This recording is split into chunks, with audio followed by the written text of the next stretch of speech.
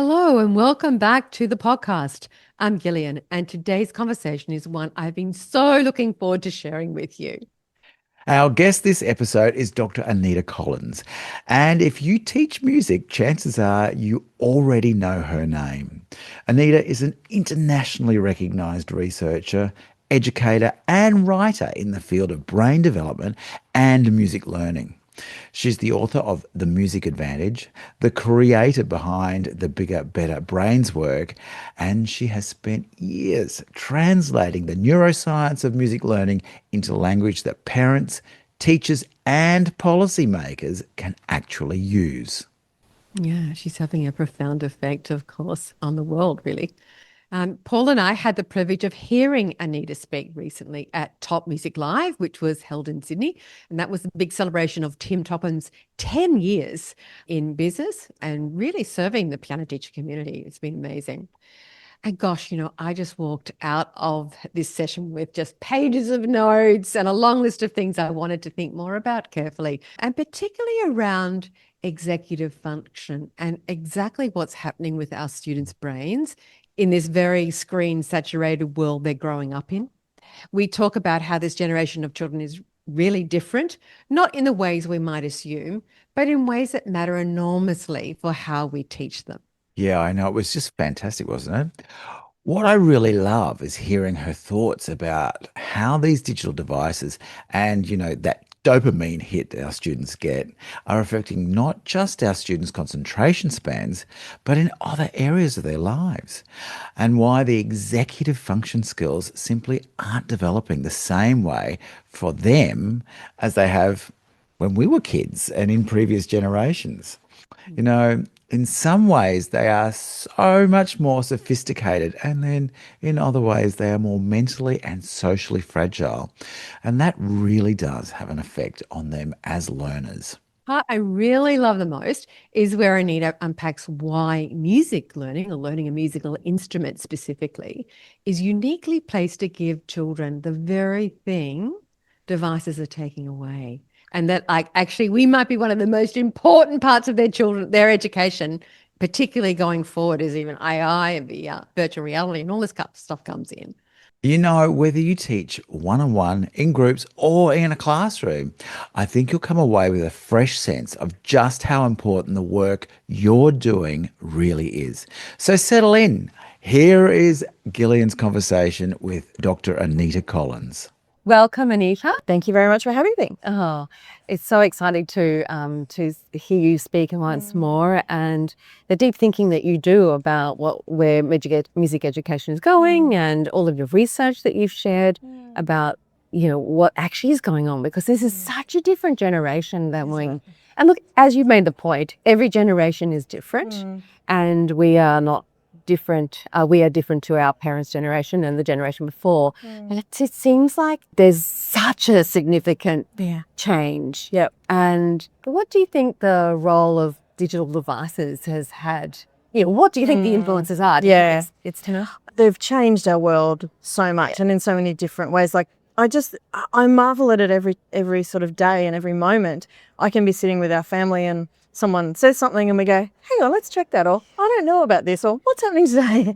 And that availability of knowledge, I think, is an absolutely wonderful tool if used really, really well. Yes. I think devices are very, so what I'm looking for, they're very complex, and the ability to use them requires us to have very high executive function, to actually make choices about when we put things down, when we're watching something that is leading us in a certain direction, then we don't want to go in that direction. What action do we take? And that's a really hard step for children, particularly teenagers, to take. They just get sucked into it. So I think it's a wonderful tool for knowledge and communication and all sorts of things. But I do think it's going to require us as humans to grow again, to learn again how to make really responsible decisions. And then when it comes to our children, we have to guide them through those decisions so they have those skills. And I think we're just a little bit behind the eight ball at the moment. And I think we need to be more explicit and more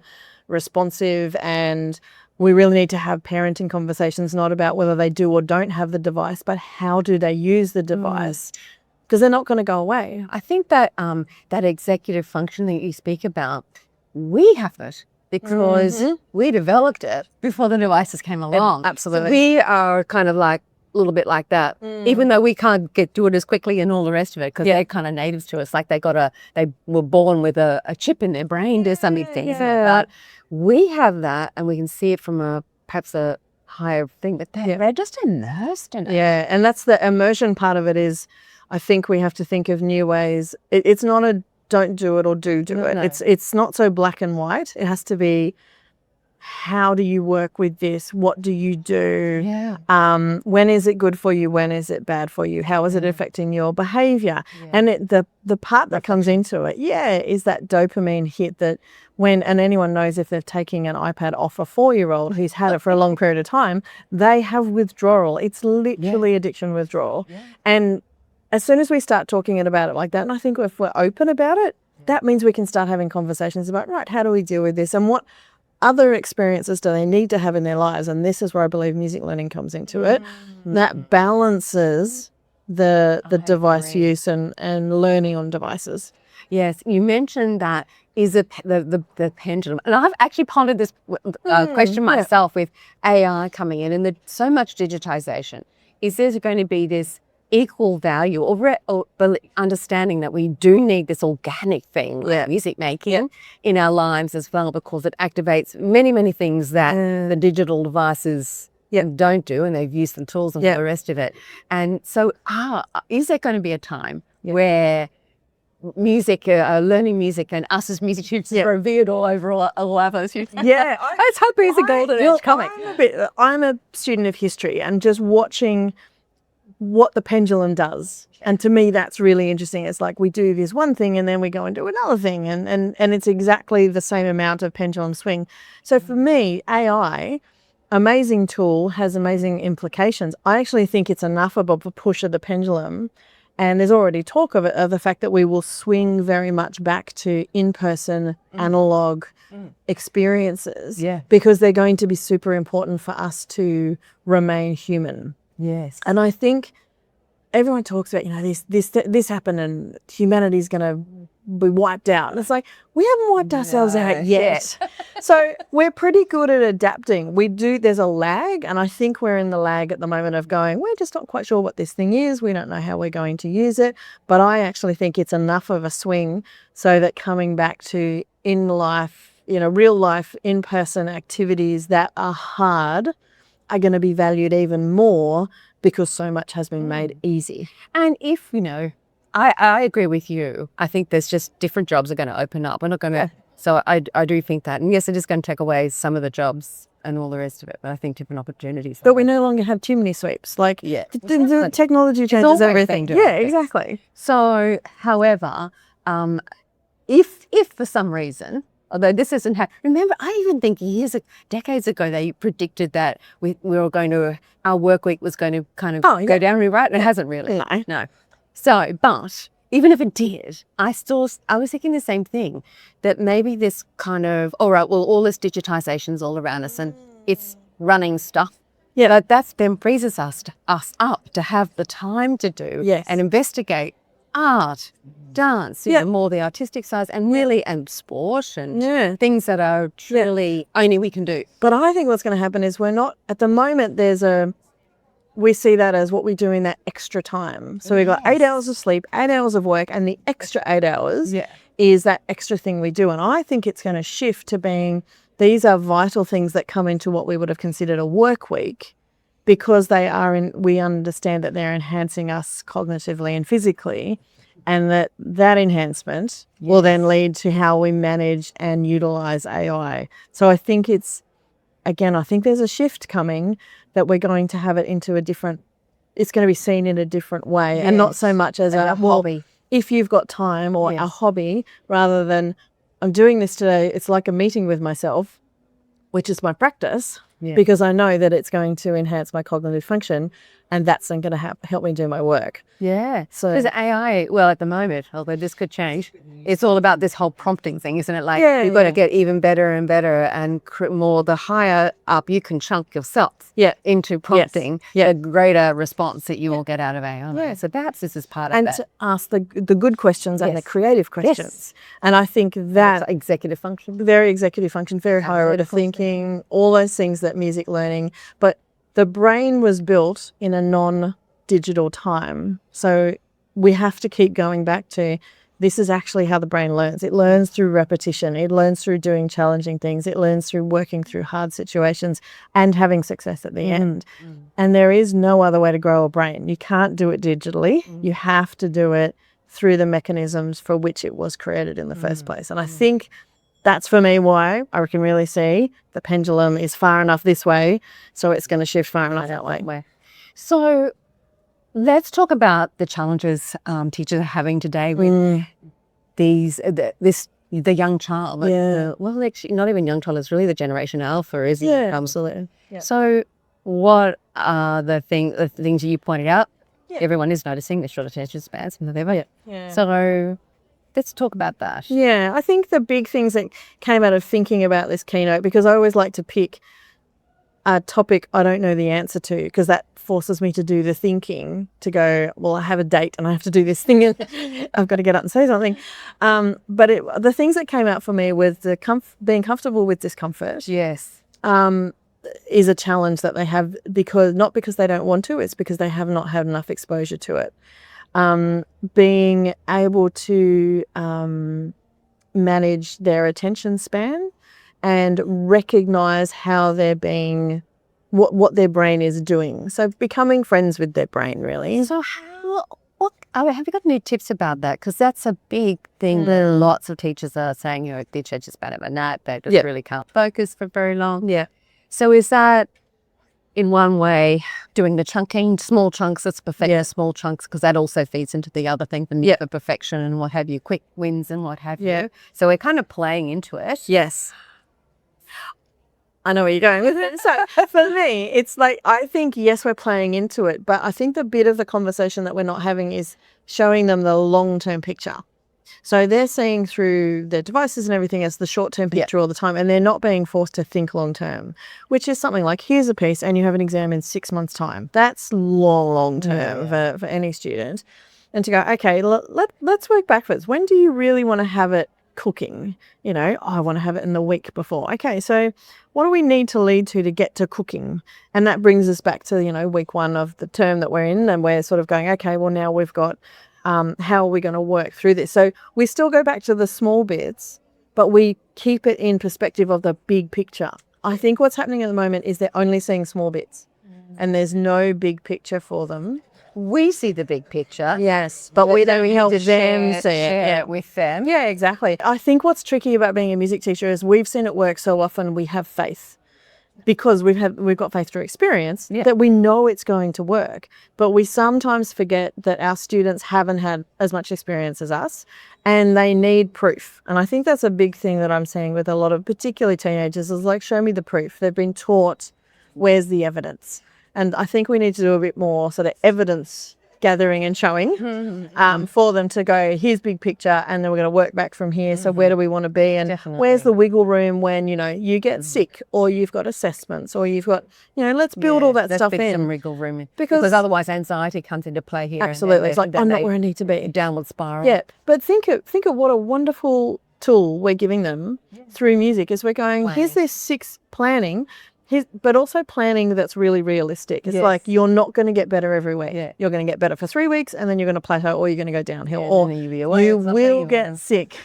You will have assessments. You will have and if you don't, that's something great. That's a bonus. I know, but let's plan for the stuff we know that's going to happen. Yeah. And I think the more I've done that with students, the more I've actually seen that the light really turns on and they grab hold of this tool. All they need are frameworks, and we have a tendency to go, we know it's going to work, just believe in me. And they don't need it. They need more than that. Yeah, that is scaffolding. So do you think that works with the little, 8-year-olds as well, the 8 and 9-year-olds? Yeah. I think we should start it in preschool. Basically, it's age appropriate. Yes. So basically, in preschool, it's what's the consequence of doing that, or what do you think happens if we did this? Like getting them to forecast or imagine actually starts that decision-making process. Do you think that we had it a little bit as kids and they don't have it, that they're not, think that things have changed, or do you think they just need this kind of certainty a bit more? Oh, that's a really good question. I think it's probably a bit of both. I think, thought about how my upbringing was when I was younger, and parenting at that time, it was very structured. You do this and you do this. This is your expectation. This is the lane you go in. You don't go out of it. When you do, there's a consequence. The consequence is usually quite significant. It's like the walls along my bowling alley were quite high, and I knew exactly where they were.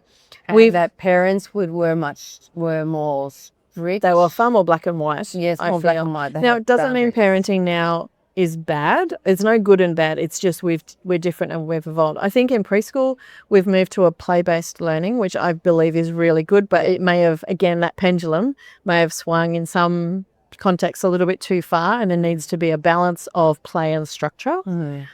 If they've only got very, very play-based stuff, then they hit school and suddenly they hit a whole bunch of structures which they're not really ready for and they haven't been prepared for. So again, when you then lay music learning over the top, that's a structural thing that is a bit of a shock to them. And I think what it is it's just a little bit of a shock, and it's a little bit too far from where they currently are.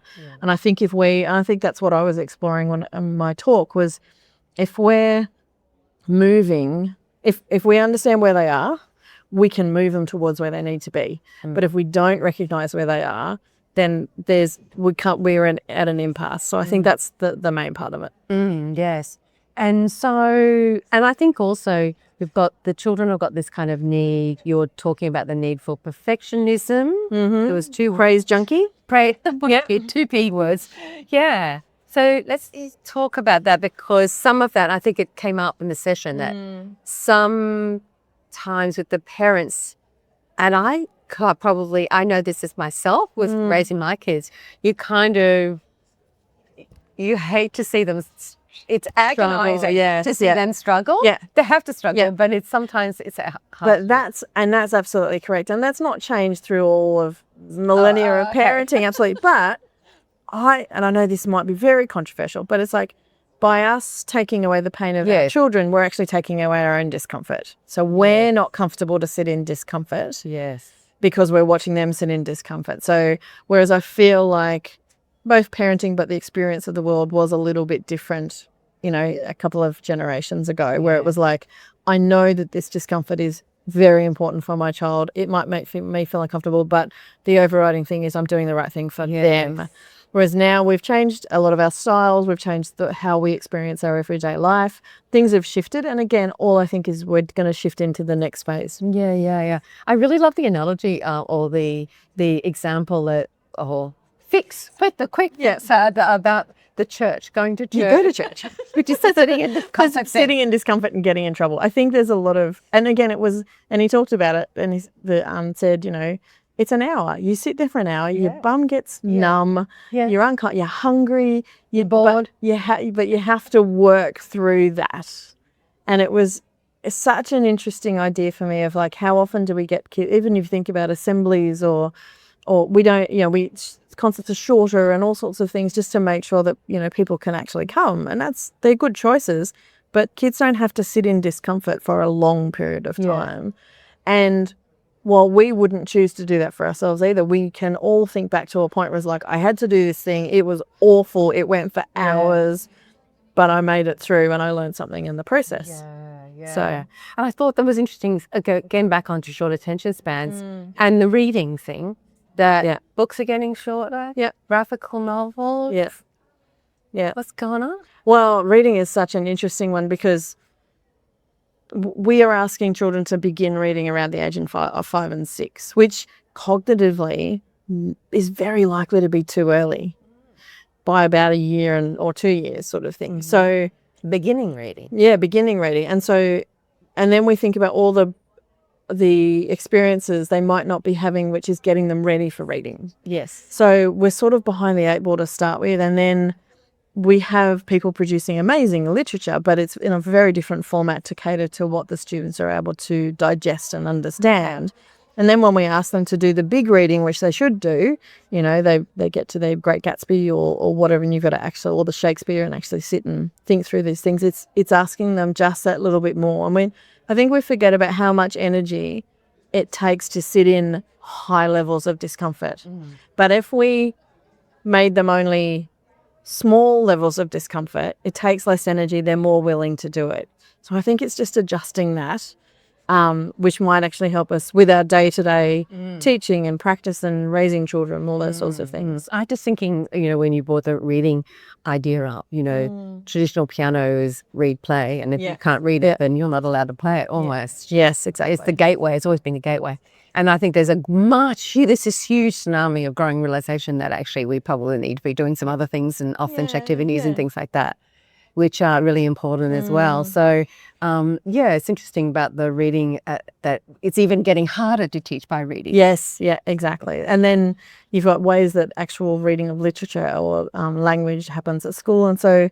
And reading music and reading language are, in the same neural highway in the brain. So there's all these sort of other elements that are coming into it. So I feel like in some ways music learning is a bit of a barometer of how kids are going and how education is going. And I think that's a really important thing to keep in mind, because it can be this mechanism which enhances it, but also can be a mechanism that tells us when are things, potentially not going the best for the students, to prepare them always for the future. And it's not to be a musician, it's just to prepare them for the future. And I really think this, everything you've been speaking about is just so important for us to perhaps highlight to parents, because if they understood all of these things, perhaps in those harder, the ups and the downs and the downs and the downs, they would see those through. Yeah. So your work is in Bigger Better Brains. Yes. And everyone can find that on biggerbetterbrains.com. Yep. Absolutely. And you have, is it a membership? Yep, we have. So I produce a huge number of advocacy tools, things that you can just quickly hand out to people or put online or add into a newsletter or something like that. And it's my way of taking the research and making it accessible to as many people as possible. And that's really, really important to me, that any teacher at any time can search for something and go, I really need this to give to this one parent who's telling me that they're giving up piano because they're not, they need some more time at home to do, reading practice or something like that. But hang on, these two things are intertwined. Yes. To, if you work in a school, something that might happen there, which is like, okay, let's talk about the larger program. What are the reasons that we need to make sure that music stays front and center?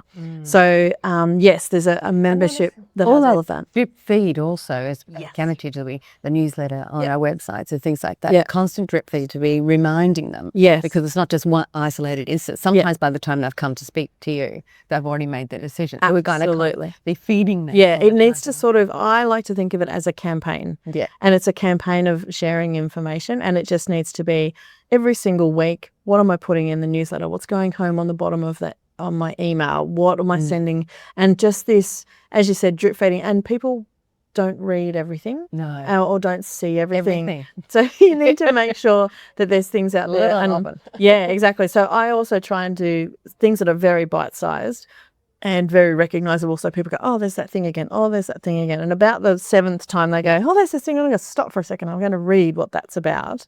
And I think it's working because I talk to a lot of parents and a lot of schools that they have more knowledge now and more language around what's happening for music and the brain in particular, and therefore why it's valuable. And I think that's really good, and we can just keep building on that. Yeah, terrific. Well, thank you very much. Oh, it's been lovely. Thank you. What a conversation. I could honestly have kept talking with Anita forever. A few things we want to leave you with this week. The first is a reminder Anita gave us that children in front of us are not broken, and they're not a lesser version of the students we used to teach. They're a different generation growing up in a different world with brains that are being shaped by the experience none of us had at their age. Our job isn't to wish that away. Our job is to meet them where they're at and to offer them something that devices can't. And the second is the role we play when Anita talks about executive function, about focus, about impulse control, about the ability to hold a goal in their mind and work towards it. She's describing the exact skills our students build lesson after lesson after lesson at the piano. And that's not a small thing. That is quite literally brain-shaping work that we're doing, and it matters now more than it ever has. And the third, Anita's research proves that what you do as a piano teacher isn't just piano lessons. You're doing something that can have a profound effect on your students' lives for the rest of their lives. So if you enjoyed today's episode and it resonated with you, we'd love it if you'd share it with a teacher friend or with a parent in your studio who would benefit from hearing about it. And if you want to dig deeper into Anita's work, head to biggerbetterbrains.com and we'll put the link in the show notes along with her book and her TED Talks. And if you like today's episode, make sure you click the like and subscribe buttons. It helps the platform you're on know that you'd like to see more. And if you'd like to make sure that you get each new episode or blog when it's released, just go to our website, pianoteachingsuccess.com, click join the newsletter list, and we'll make sure you never miss an episode or free resource again. Thank you so much for listening today. We'll see you in the next episode. Bye-bye. Bye.